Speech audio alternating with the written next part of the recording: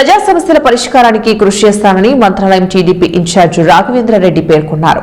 మాధవరంలోని ఆయన నివాసంలో టీడీపీ కార్యాలయంలో శుక్రవారం ప్రజా సమస్యల పరిష్కార వేదిక నిర్వహించారు. 4 మండలాల ప్రజల నుంచి ఆయన వినతులను స్వీకరించారు. వెంటనే సంబంధిత అధికారులతో మాట్లాడారు. వారు పరిష్కరిస్తామని చెప్పడంతో సంతోషం వ్యక్తం చేశారు. ఇళ్లు నిర్మాణాలు, రోడ్డు, మురుగు కాలువ నిర్మాణాలు, రెవెన్యూ సమస్యలు, పెన్షన్, రేషన్ కార్డులు తదితర అర్జీలను ప్రజల నుంచి స్వీకరించారు. ఈ సందర్భంగా ఈయన మాట్లాడుతూ ప్రజల కోసం ఎల్లప్పుడూ అందుబాటులో ఉంటున్నానన్నారు. సమస్యలను నిరభ్యంతరంగా తనకు తెలియజేసి పరిష్కరించుకోవాలన్నారు.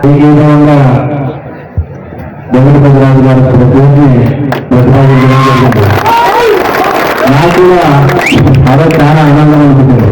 మంచి రైతు కుటుంబం వ్యక్తిని ఈ సహకార సంఘానికి విధంగా నానా రకాలుగా నానా వ్యవసాయాలు చేయడం జరిగింది. కొంతమంది ఆయనకి చైర్మన్ పని పూర్తి రావడం కూడా జరిగిందని